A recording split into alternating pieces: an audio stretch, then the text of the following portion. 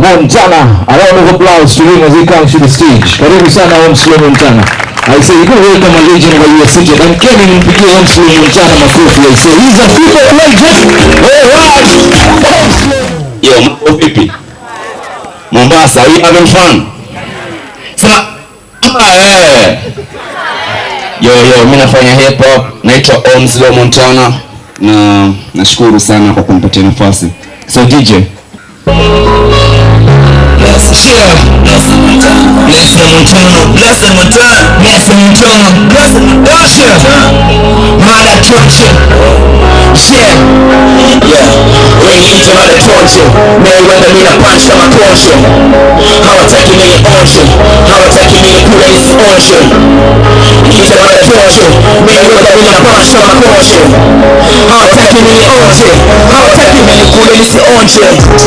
Mungu wangu ni bless, Mungu wangu nashukuru many bless.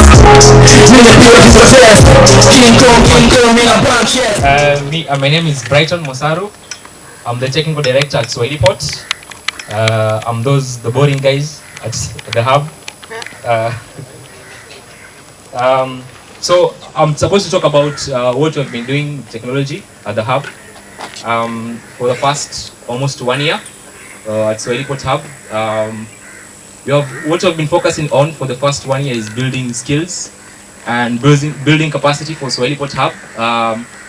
Mombasa has a problem with skills, especially in technology, where we don't retain the skills that go through university. Most people come to the university, to Technical University of Mombasa and other campuses, then go back to Nairobi or back to where they come from.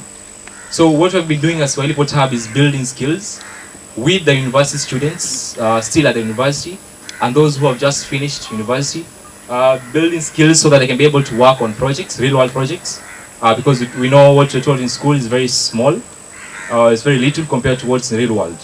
So what we've been having is trainings. We have had programming, starting to learn how to program from scratch. We have done design sessions. We have worked with community in designing our website. Our website was actually redone by the whole community overnight at Swahilipot Hub. We have done trainings with our partners like Intel through the Intel student partner. Irene, is Irene around? Yes, with Irene, the Intel student partner at the Technical University of Mombasa. We have also worked with organizations like Mozilla. We ran a Mozilla Global Sprint. Mozilla Global Sprint is a day, 2 days, in which you work on projects that are open source. Open source meaning projects that are out in the world that are free to use and anyone can make changes to and contribute to. We did that for 2 days. We have done trainings on how to build mobile applications for the community members. We have done sessions where we have taught, we have learned with the artists on how to create a blog, how to maintain a blog. We have done trainings on web design. We have done trainings on how to create logos with the community members. So we have been focused a lot on building capacity for the past 1 year. So looking forward is with the capacity we've built and the foundations we've created, how do we get those people the jobs so that we can now keep them in Mombasa? My name is Nelson Diani. I'm a singer, a cappella precisely, and with Vivo Tafrija, and I'm a member of Swahilipot. Different forms of art, kuna poetry, kuna music, which is singing at the same time, kuna modeling, kuna crochet, ile ya kushona. We also have spoken word, and with all that, we try to combine it with art, we try to combine it with tech, and try to see how it can benefit the community in disseminating information, communicating what we are doing here, and also educate the community with what is happening on the ground. Wow,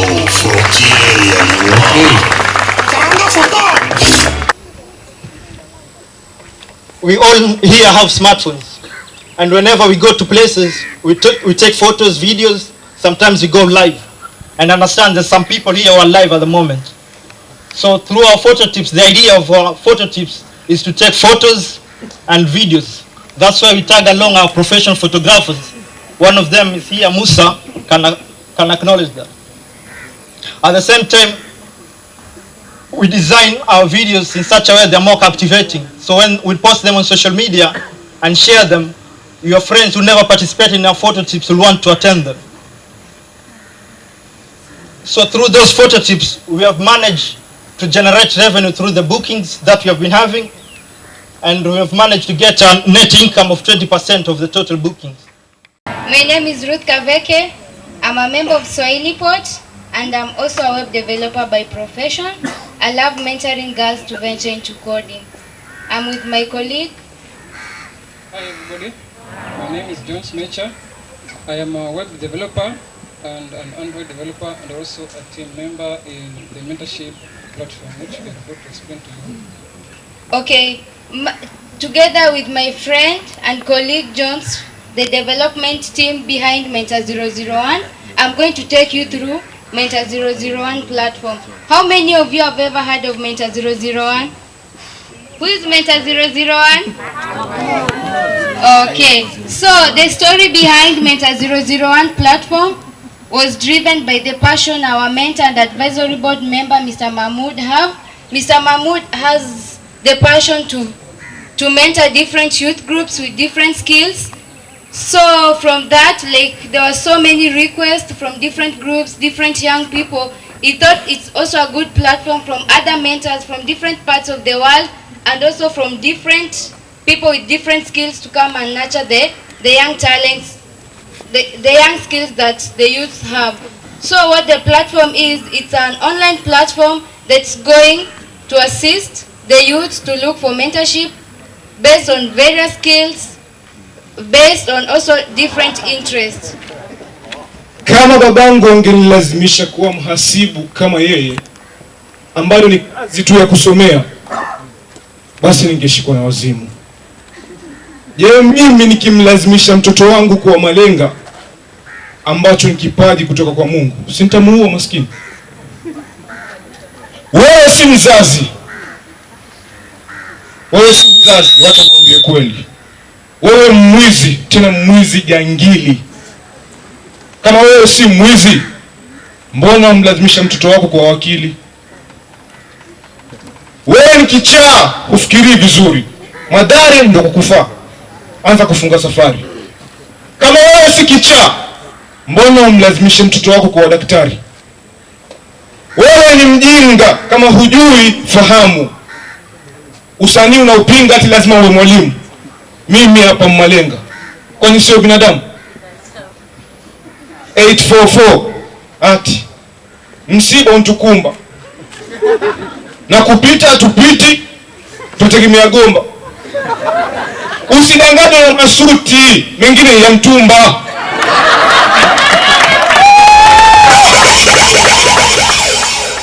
For Simeon, I know you will also talk about Creative Commons, but one thing, so that I give them time, why particularly the two gentlemen. One is their simplicity. In fact, nobody will think that whatever the way Ken is described, for example, Forbes in 2014 was ranking him among the top 10 African millionaires that you should look up to. That is 2014. And I know whatever he was in 2014, I know you don't like talking about the figures, but it has gone probably 100 times. And one of his, because they are in 12 African countries, in Nigeria, their mobile wallet has 17 million clients. That's like M-Pesa clients. So, but why we have one thing in common: simplicity. Ken, from even when I met him at Remais, he had a partner. I don't want to mention him, but you could see the contrast. Ken always had a beetle you know the Beetle ile mkobe ile ya kitambo, achana na hii mpya. Ile ya kitambo alikaa nayo sana. Na si ati hangeweza kununua gari kubwa, but I think in life lazima we start redefining success. Usionyeshe vijana success ni kupeleka V8 na Range Rover. Success ni mambo mengi. In fact, ikiwa unaweza make a difference katika maisha ya watu, probably that is more than hiyo V8 na hizo vitu zote. Hata saa hizi sijui ana gari gani, nafikiri hata hakuna. Sawa, but si ati hana uwezo kuingia na kufanya jambo lolote. So we really appreciate Simeon's time and Ken's time. I won't speak for you, you will speak for yourself. But we really appreciate you guys coming in here. We hope this journey that and the input that you are bringing in will make a big difference.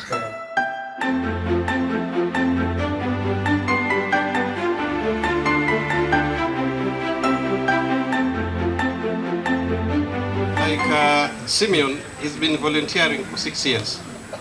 Na eventually mwenyewe atawaambia anafanya nini saa hizi. He got that job because of the 6 years he's been volunteering for the community. So I wish you'll speak about that. I'm always proud to be associated with him. I knew him in 2009 when the cable was landing here. They were the first university to visit the cable station. That was Baraton University. SECOM had the first CSR program with our university, with Baraton University. We supported the ICT, the computer science, the ICT club week at Baraton. I also had the opportunity to, for 2 days, with the senior vice president of SECOM, Jean-Pierre Delou, that is my mentor. He's now based in Djibouti. So we really had a good time at Baraton. And they also gave us, you know, you are a first in everything. Huh? Our first 2 interns were also from Baraton University. And all of them are very successful in ICT world. Brighton, nakurudishia uwanja. Mimi narudi kule. So this is Ken. He's the group CEO at Cellulant. He's a mobile and commerce evangelist. He's the co-founder and the group CEO at Cellulant. He's the career entrepreneur. Ken previously served as the co-founder and the solution design director of 3 Mice Interactive Media. The company grew from a 2-man team to a leading web development firm in East Africa, later acquired by African Online, the largest Pan-African internet service provider. Ken started his campus schooling at the University of Nairobi, School of Pharmacy, before changing course to study management of information systems at Strathmore University, in total pursuit of his passion for computing, for connected computing. As Cellulant's group CEO, Ken has led the company from an idea. He and his friend Bolaji and Kiboro. These Nigerians have a very hard name. The company from idea. So they sketched on a subject in 2003 to a reputable mobile commerce company in Africa. With more than 240 employees across 11 markets, Ken remains unwavering in his pursuit of seeing Cellulant achieve its mission of connecting more than 100 million consumers across Africa with digital payment services that are relevant to their daily lives. So that's Ken's life. Simeon is passionate about helping people translate their ideas into reality through open innovation and community development. This passion has previously shaped his vision and work at Jamlab, a co-creation community established and currently serves the chair of the board. Simeon's career has thus far been crowned with many awards, including the 2012 Google Gist Young Mind Award and the 2013 Dewey Windman Community Service awarded as SX. Mungu yu mwema. Amen. Mimi Kristo. My name is Simeon. I want to tell you a story. I find stories very powerful tools for communicating information. I will tell you my age. I am 29 years old. I turned 29 January 30th this year. No, I'm 28. I was born. I was born in 89, I'm 28 years old. And in the year 2012, Facebook was a big thing, Twitter was a big thing, it was just busting all into. So I used to go and find any small thing I do naika social media. And I didn't know who was looking. And I got an email from one of my former founders, Deborah Elsie from Tulane University in the US. Akaniambia, hey, I've been following you, I see the programs that you're doing. This is very exciting. Please, can we work together? She joined my team. She became my co-founder. Another person, then through her networks, she got a third co-founder from Russia, a technical fellow to a developer. We started a new organization called Story Spaces, which was a mobile app that was meant to help people that was supposed to do mobile learning. It was a mobile learning platform. That's what we called it. So if you have any content, we had a mobile app for you. Because we realized that the kids that we were teaching walikuwa na mobile phones. Now wana browse to Facebook consumer. So we decided, no, why don't we create a platform, we sell it to people who have content, and then they give it out to other members of the public. Ndo wasome. Anything, kitu ndogo tu. All this time, people were watching. I was doing thankless jobs. Most of them for free. Sikuwa nalipwa. I was a very hungry man. Tukatoka hapo. I started getting involved in communities. I worked at the iHub, Nairobi's Innovation Hub, as a community manager. That's when my passion for community got started. It's just volunteer work. Napata email from somebody abroad and I'll be like, hey, can you help us run this program in the schools that you go to? I was like, sure. Tunaenda, tunachapa kazi, tunatoka, tunamaliza. And this was a very emotional time for me because on this part, my parents wananiambia, hey, kijana, hatujalipa bei ya stima, your sister school fees imetulemea kidogo tusaidie. On this other part, there is that passion of working with the community. And I was stuck in volunteering. Paka nikaanza kutuliza, surely is volunteering the right thing to do? Nimekaa, I'm just nafanya tu kazi lakini sipati kitu. It was very emotional, and at some point I even quit. I decided, I volunteering wacha ikae. Wacha nitafute kazi, which can give me some income. Then something happened.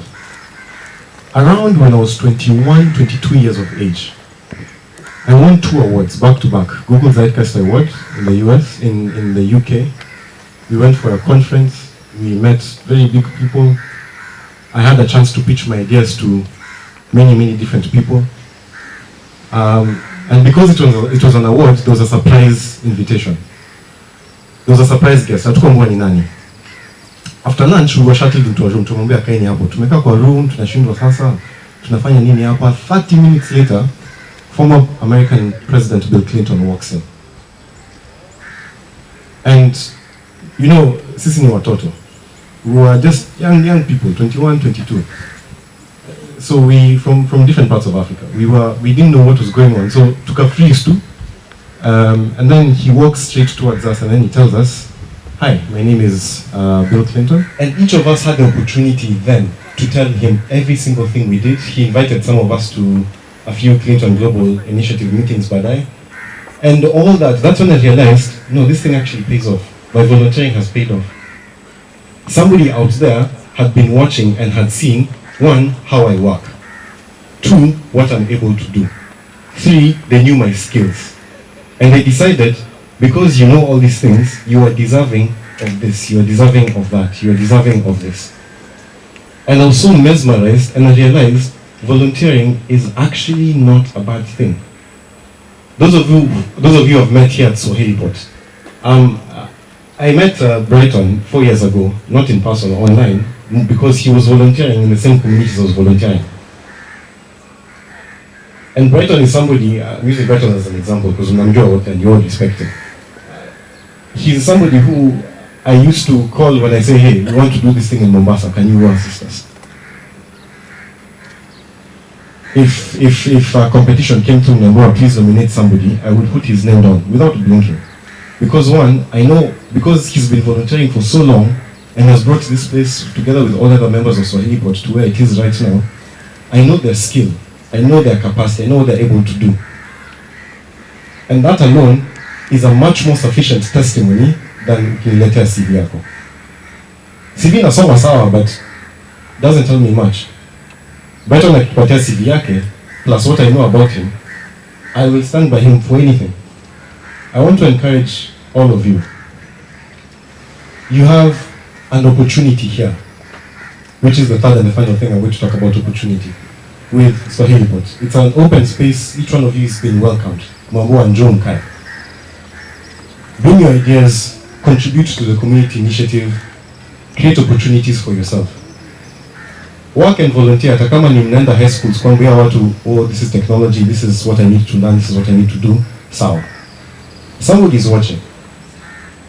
Labda watu wa standard watakuwa siku moja somewhere and they hear their story, uitwe kando waambie, please njoo tueleze kidogo maneno moja mawili. Nur might see you, asikie kwake ameitwa, somebody is saying I'm looking for such and such a person who is good at communications. Wewe umevolunteer communications yako yote umeleta kwa Swahilipot.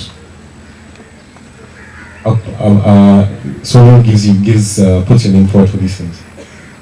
I think it's important for us to realize that the things we do, directly or indirectly, create opportunities for us.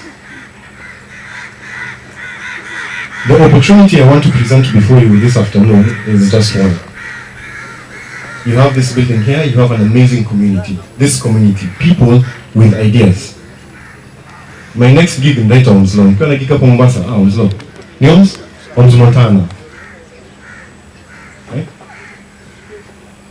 Why don't you embrace it? What's stopping you from taking that as an opportunity to put yourself forward to whoever is watching? You will never know until much later in life. Why not take that opportunity to put yourself forward and say, hey, I am here, I am able to do this, and I will volunteer. And create that opportunity for yourselves and others. Why don't you take the problems you're facing and become good at solving problems? And if you solve your own problems and solve the problems for others, create opportunities for yourself. I stand here with an opportunity in the name of Creative Commons. I volunteered for them for 6 years. And this year they asked me to take a job with them, Global Network Manager. I managed a global community of 94 chapters in 85 countries. And one reason I do that is because the community was asked, who among you do you want to be your leader?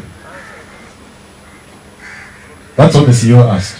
And the CEO was told, Simeon, is that once you get an opportunity and make advantage of it, and take advantage of it, give somebody else the same opportunity you deserve.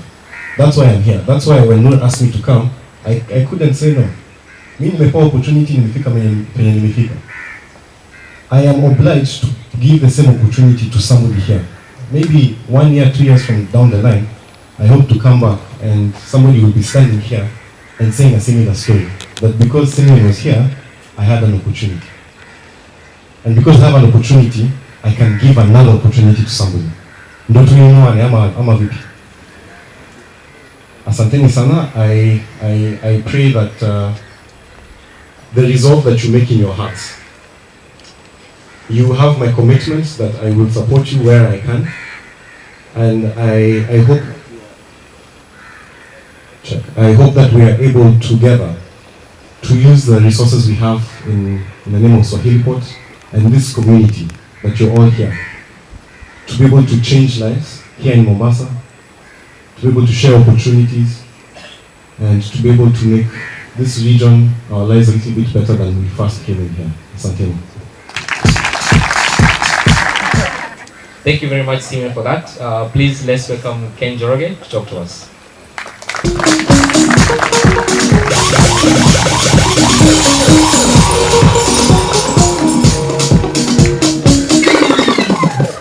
Hello. So, Bwana Nur ametowasili. Tulikuwa same high school sometime back in Nakuru. By the grace of God and also your hands, you can pull yourself to do anything you want to do. That's the only thing that I believe, and that's why I'm at Swahilipot, because it is a community and it's a space that is trying to motivate people to do that. It's just that I happen to express that desire and that belief in the way that what I do every day. I believe that anyone from anywhere, from any walk of life, can become anything they want to become. It is what I do every day. It is what my company is about. It is at the core of everything I do. It's just that we happen to be in computers. We happen to do payments. We happen to do them across Africa. But the core belief that drives us as a company is that we could actually be a few people from all walks of life who came together to build a world-class business in Africa, for Africa, by Africa. So I'm very passionate about our people. Not just Kenyans, but Africans. I mean, I'm proud everywhere. I go to find Africans, Ugandans, Tanzanians, Botswanians, Nigerians, Ghanans, who work at Cellulant, building and running the businesses in those countries. So I've had a very simple journey. I was born many years ago, born and bred in Nakuru. Grew up in a single parent family. My dad left when I was about 5. I went to primary school. I was sort of always worked enough to be somewhere near the top. Never, sometimes I'd be top, sometimes not. In high school, I think Noor remembers, I was always the top of my class. But, so he's doing good things, lakini alikuwa ananifuata nyuma.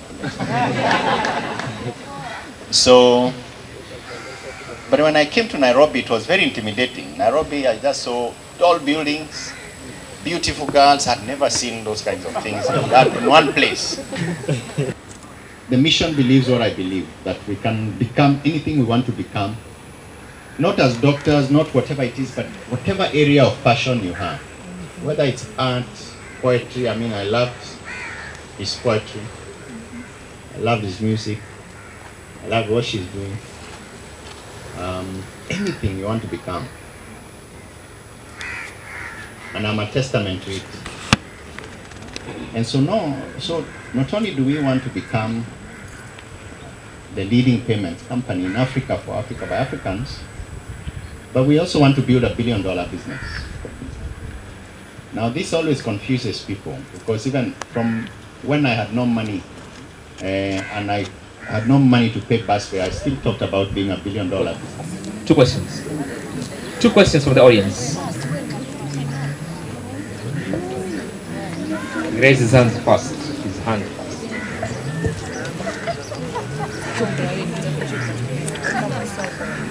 Hello. This question is for Ken. Excuse me, Ken.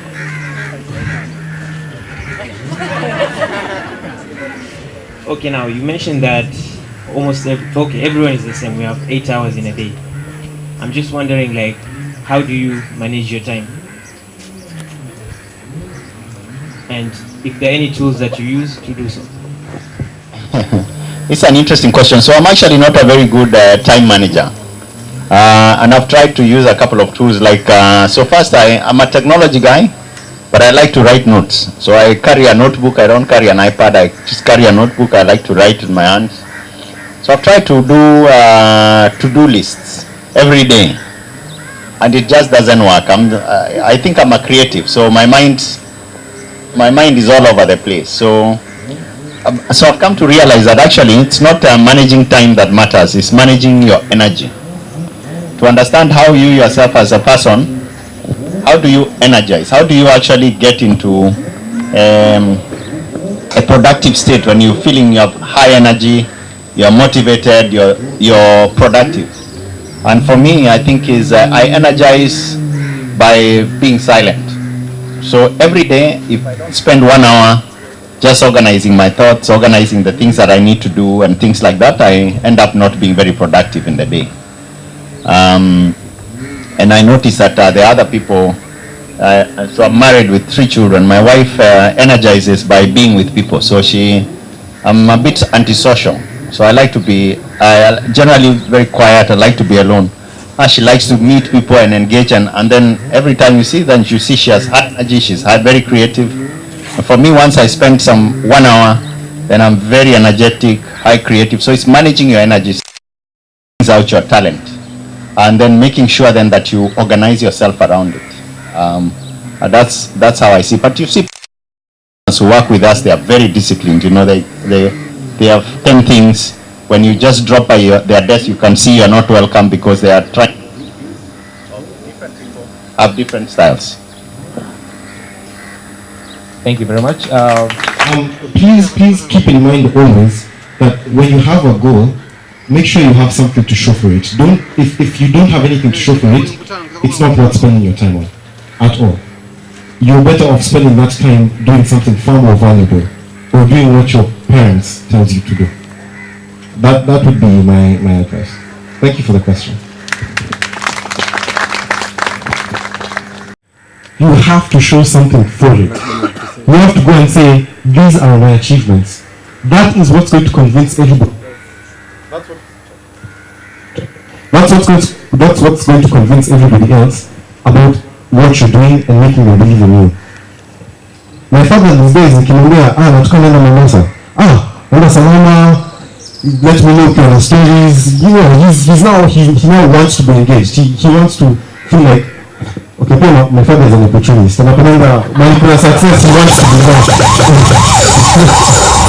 Teaching is better than that. He's my father, I love him daily. When you're volunteering, please keep in mind, you have to have something to show for it. Have a clear goal. Say, that's where I want to get to with the thing I'm doing now. And when people see that, when they see that, kumbe this thing is benefiting people, everyone will stop you. After I came back home from London after meeting with Clayton, my father has never ever had a problem with me doing my passion projects. Ever. Unajua simu ilianzia alishika laptop ndio hivyo wakaanza. So if you have a kid at home and you know interest yake in mambo na technology and everything, there's an opportunity. We talked about opportunity at Swahilipot. So unaweza leta mtoto wako. For more of that, you will speak to Paul. Paul, can you raise your hand so that we can see you? Okay, you can see Paul for more what about 2 kids. You go up Swahilipot, so kindly you can see Paul if you have a kid who is interested in technology.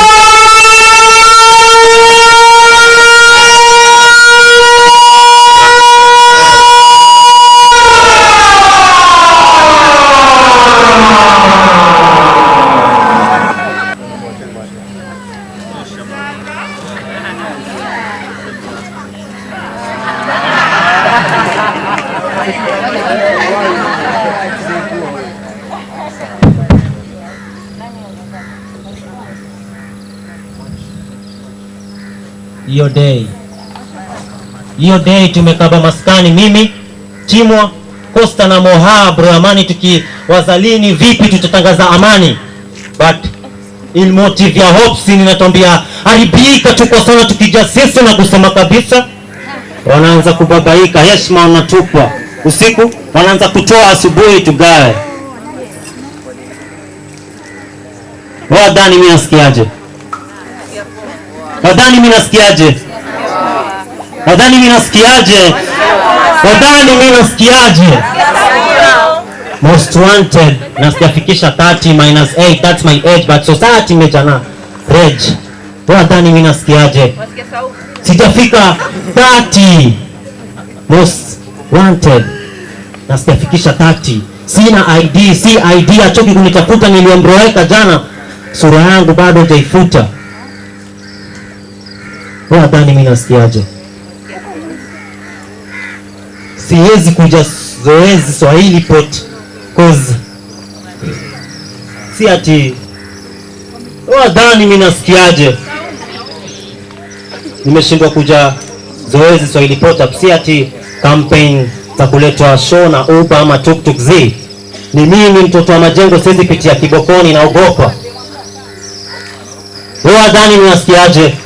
Mimi waropa, siwezi tembea kibokoni na ogopa. Mada kinituma marikiti lazima nitembee na topa ama boshori. Sina shambini na bapa. Wadhani mimi nasikiaje?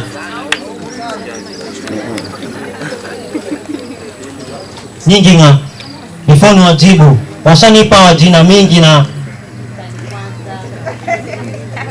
wengine hawajafa, hajaumbika. Uchi wao hajauficha. Wanasema ninyoe, nipewe dem nioe, maybe nita change, but nikioa bado mimi na vichochoro tumewana. Nikioa nikinyoa bado mimi na vichochoro tumewana. Wewe nadhani nasikiaje? Ndio maana siwezi kubali, siwezi amini mtu yote aliyo ndo yangu. Left, right, najiona kamanda, nataka nisikike zaidi ya mashine ya kiwanda. Siwezi amini yoyote aliyo kando yangu ndo.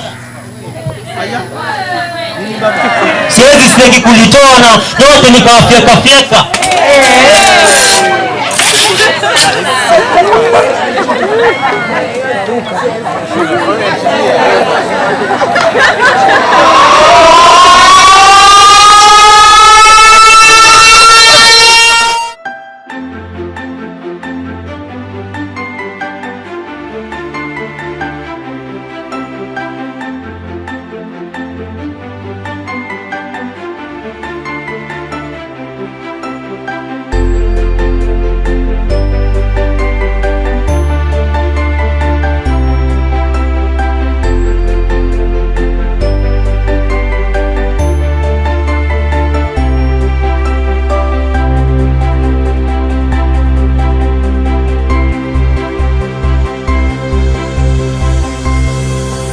Yeah, good evening, gentlemen. Thank you so much.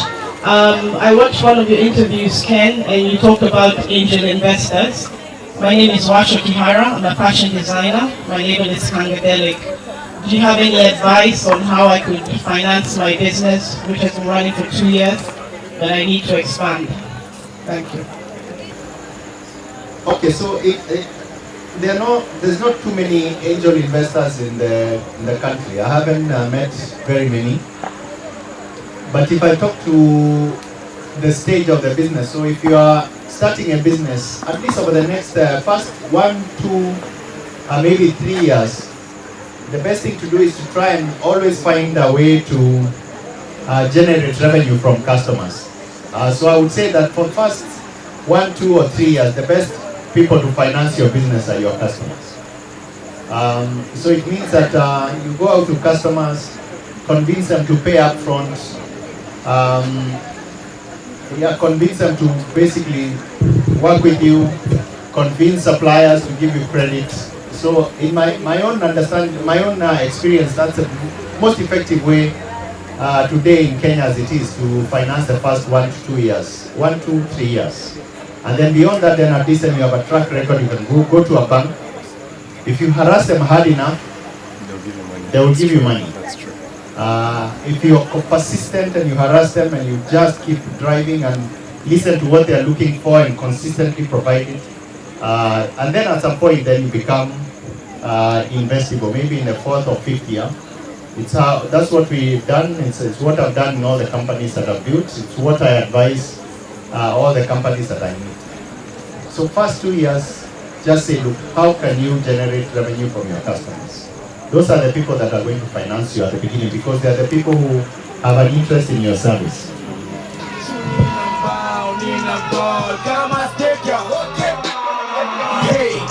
Shida na mitoke, hey. Soli haya we unopokwe, hey. Yesu niokoe niokoke, hey. Shetani ndani yangu atoroke, hey.